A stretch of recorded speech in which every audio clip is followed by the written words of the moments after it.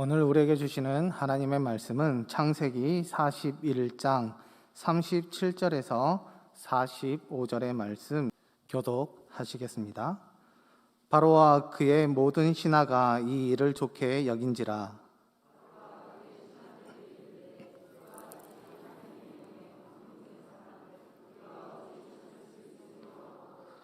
요셉에게 이르되 하나님이 이 모든 것을 내게 보이셨으니 너와 같이 명철하고 지혜 있는 자가 없도다.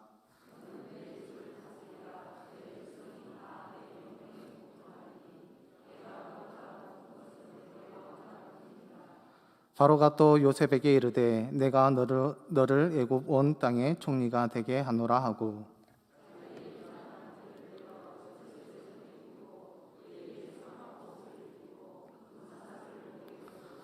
자기에게 있는 버금수레에 그를 태우매 무리가 그의 앞에서 소리 지르기를 엎드리라 하더라.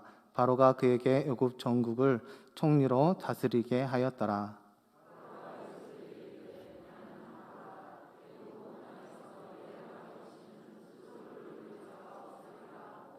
같이 읽겠습니다. 그가 요셉의 이름을 사브나 바네아라 하고 또 온의 지사장 보디베라의 딸 아스낫을 그에게 주어 아내로 삼게 하니라. 요셉이 나가 애굽 온 땅을 순찰하니라. 아멘. 오늘 말씀은 나를 선택하신 이유라는 말씀 제목으로 함께 은혜를 나누려고 합니다. 말씀 가운데 하나님의 뜻을 알고 또한 하나님의 말씀대로 살아갈 수 있는 우리 구목교회 성도 여러분들 되기를 간절히 소망합니다. 창세기의 말씀을 보면 어떤 내용들이 생각나신가요? 창세기 전체적인 내용을 한번 보면 4가지 사건들이 있고 또한 족장에 대한 말씀들이 있습니다. 그 4가지 사건을 한번 이야기해 보면 천지 창조의 사건, 그리고 가인의 살인 사건, 바벨탑 사건, 노아의 홍수 심판 사건이 우리가 생각나는 것입니다. 그리고 족장으로는 아브라함, 이삭, 야곱, 요셉이 생각날 것입니다. 오늘은 특히 요셉에 관련하여 말씀을 드리고자 합니다. 요셉의 이야기는 하나로 이어진 말씀입니다.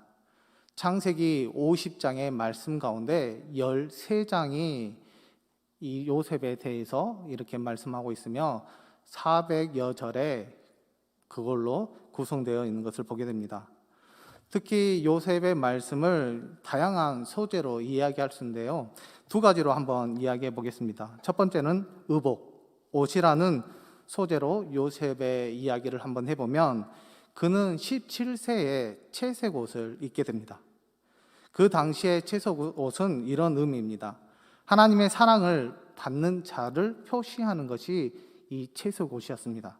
그리고 신분이 높거나 아니면 여러 가지 전리품을 보낼 때 이 사용했던 옷이 이 채색 옷이었다라는 것입니다. 그런데 이 채색 옷을 누가 입었느냐? 바로 요셉이 입게 되었습니다. 이 말은 이런 뜻입니다. 아버지로부터 사랑을 독차지할 만큼의 그런 위치에 있었다는 것을 알려주고 있고 또한 그 옷을 통해서 형들에게 질투를 받게 한 옷이 이 채색 옷이라는 것을 우리에게 가르쳐주고 있습니다. 다음으로는 애굽으로 팔려간 요셉이 보디발의 집에서 종의 옷을 입게 됩니다. 그리고 그 이후에 감옥에 갇혔을 때는 제수복을 입게 되고 그리고 오늘 본문 말씀 42절의 말씀을 보면 이제 그는 세마포 옷을 입게 된 것을 보게 됩니다. 이 말은 즉 30세에 이스라엘의 총리가 되었다라는 그런 의미입니다.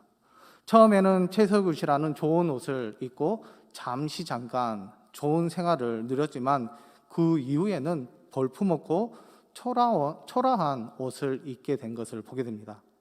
하지만 그는 믿음을 가지고 있었고 또한 그 믿음을 지켰기에 결국 하나님께서 가장 존귀한 옷, 세마포 옷을 입혀주시는 것을 보게 됩니다.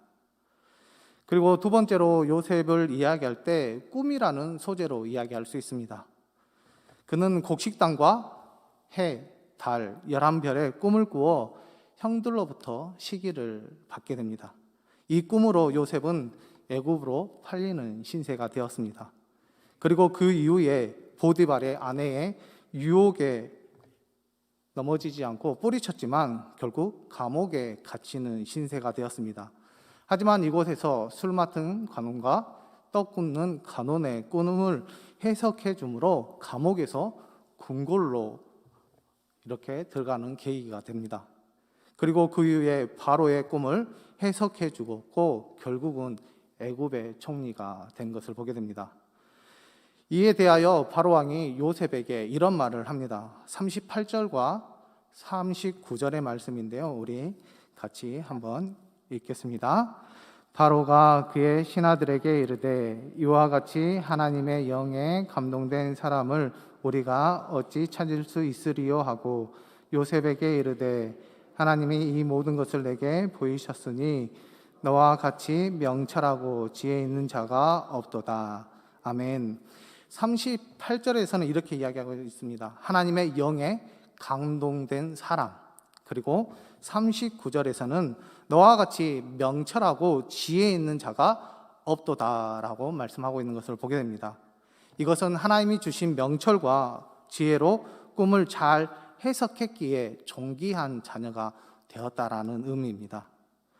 이 두 가지 내용을 통해서 우리는 요셉에게서 하나님의 그런 은혜에 대한 분명한 증거들을 찾을 수 있습니다. 그렇다면 그런 은혜의 증거들이 과연 무엇이겠습니까? 그것은 내가 너를 보배롭고 존귀하게 여기고 너를 사랑한다라는 이사야 43장 4절의 말씀이 그 요셉의 삶 속에 나타나는 것을 보게 됩니다.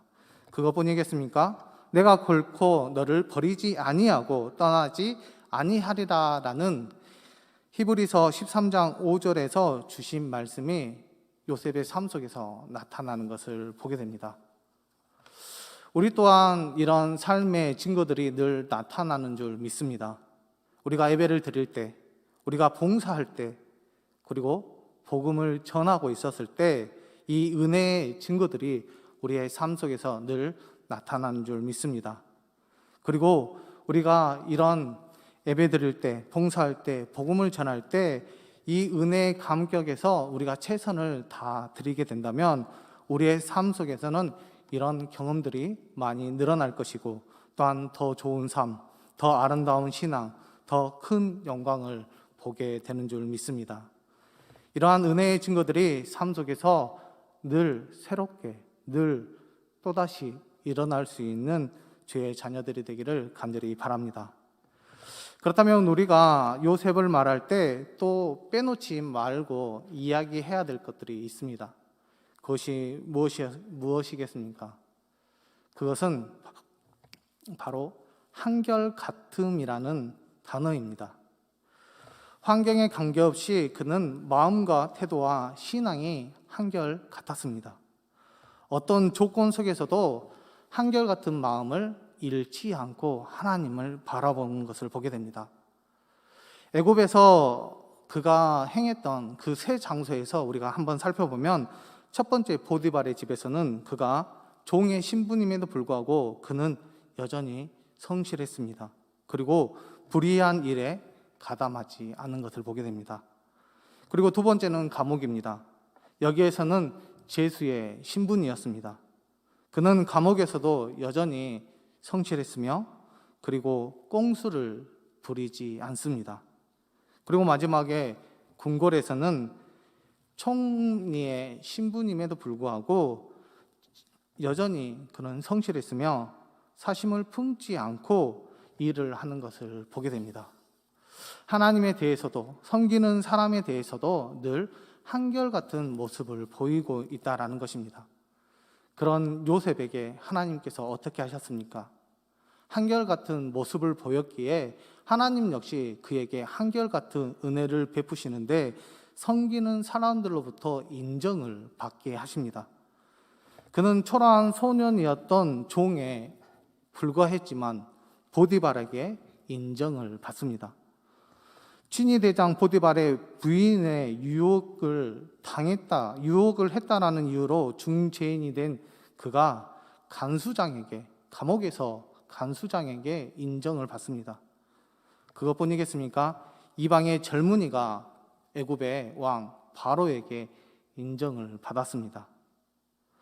또한 요셉이 있는 곳에 하나님께서 복도 듬뿍 주시는 것을 보게 됩니다.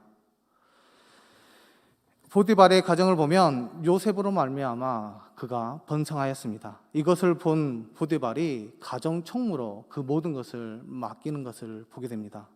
또한 감옥에서도 요셉으로 말미암아 모든 일이 형통하였습니다.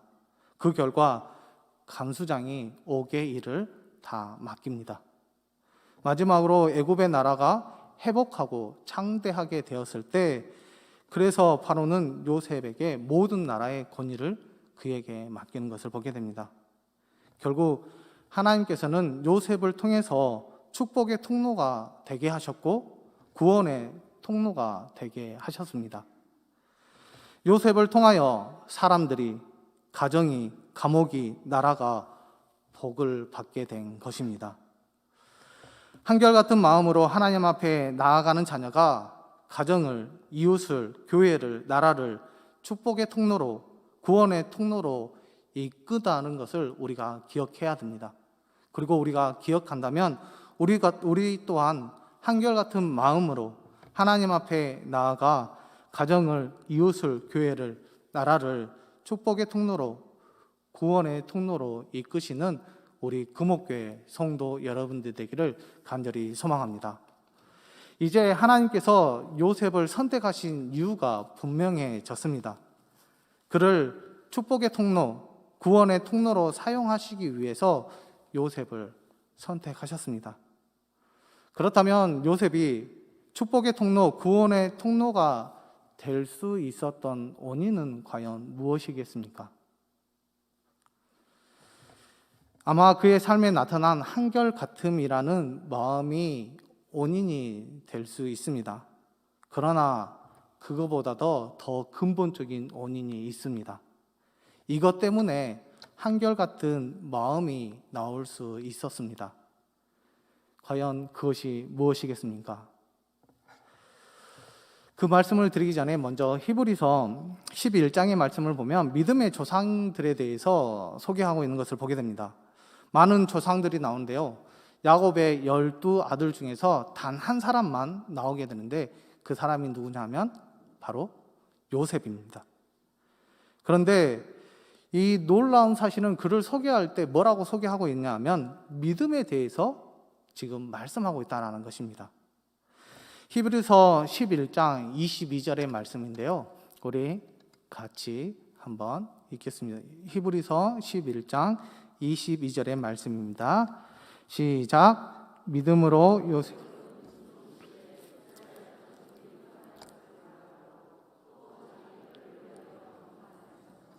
아멘. 우리가 요셉하면 떠오르는 것들이 있습니다. 어떤 것들이 있습니까? 형제들의 미움으로 그는 애굽으로 팔려갔습니다. 그리고 보디발의 집에 있었을 때 부인의 유혹을 물리쳤지만 결국 감옥에 가게 되었고, 또한 그가 해석한 꿈을 통해서 애굽의 가뭄을 잘 해결했다는 것, 그것뿐만 아니라 그는 젊은 나이에 애굽의 총리가 되었다라는 것을 우리는 분명히 잘 알고 있습니다. 그런데요, 요셉에 대해서 히브리 기자는 그런 것을 이야기하지 않습니다. 오히려 다른 것을 지금 이야기하고 있습니다. 그것도 무엇을 이야기하냐면요, 죽기 전에 유언을 소개하고 있다라는 것입니다. 그런데 이것을 믿음이라고 성경은 말씀하고 있습니다. 그 유언의 내용을 두 가지로 소개할 수 있습니다. 첫 번째는 이스라엘 자손이 반드시 애굽을 떠날 것이라는 예언이고요. 두 번째는 나갈 때 자기 해골을 가지고 나가달라는 그 부탁의 내용이었습니다. 그런데 이것이 왜 하나님을 기뻐하시는 믿음이라고 성경은 말씀하고 있을까요? 그 이유는 하나님께서 아브라함을 택하시면서 주셨던 약속의 말씀을 믿었던 것이기 때문입니다. 우리가 창세기 12장 1절에서 2절의 말씀을 보면 이렇게 나와 있습니다. 내가 내게 보여줄 땅으로 가라. 내가 너로 큰 민족을 이루고 내게 복을 주어 내 이름을 창대하게 하리니 너는 복이 될지라. 이 말씀은 하나님께서 아브라함에게 주신 말씀입니다. 특히 택하시면서 주셨던 약속의 말씀이 이 말씀입니다. 그런데요, 이 말씀을 요셉 역시 자신을 택하시면서 주셨던 하나님의 말씀과 동일하다라고 생각했으며, 또한 믿음의 후손들에게 이렇게 이루어질 약속의 말씀이라는 것을 그가 확신했다라는 것을 의미합니다. 그래서 몇백 년 후에 이루어졌지만 이스라엘이 애굽이 아니라 결국 가나안 땅에 정착하게 되었고 번성하였다는 것을 우리는 기억하고 있습니다. 요셉은 자신의 유골이나마 그 약속에 동참하겠다라는 그 신념이 이 말씀 안에 내포되어 있는 것입니다. 그래서 아브라함을 선택하셔서 땅과 민족과 사명의 약속을 주셨던 것을 기억하면서 자신들의 후손들에게 이 같은 말씀, 즉 믿음을 가지고 이 같은 말씀을 하게 되었다라는 것입니다. 자신을 선택하신 그 하나님의 그 이루어지실 것을 믿고 말했던 요셉에게 하나님께서는 늘 한결같은 마음으로 그와 함께 하셨고, 또한 그것을 통해서 그 유언이 이루어질 수 있도록 하나님께서 역사해 주실 뿐만 아니라 함께 해 주심을 우리는 분명히 보았습니다. 요셉이 믿음의 사람으로 존경을 받을 수 있었던 이유가 바로 이것입니다. 자신이 선택받은 이유를 분명히 알고 있었으며 추후에도 의심하지 않았던 것입니다. 아브라함이 복의 근원이 될 것이라는 약속의 말씀이 자신을 통해서 이루어질 것이라는 그 믿음을 가지고 있었으며, 또한 후손들을 통해서 계속해서 하나님의 좋은 열매가 맺고 바라고 또한 원하고 있는 그의 믿음을 통해서 하나님께서 이렇게 믿음의 자녀라고 이야기할 수 있었던 것입니다. 우리 사랑하는 구목교회 성도 여러분, 하나님께서 나를 지명하여 불러주심을 믿으십니까? 하나님께서 나를 택하신 백성으로 삼아주심을 믿으십니까? 그래서 어떻게 하셨습니까? 우리는 감사하고 감격했습니다. 경배하고 찬송했습니다.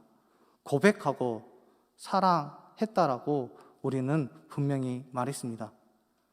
아마 이런 행위가 아름답고 가장 기본적인 반응일 것입니다. 그렇기 때문에 우리는 이런 반응들을 계속해야 하는 것입니다. 그러나 우리는 그 삶 속에서 더 적극적으로 우리가 삶의 표현들이 있어야 합니다.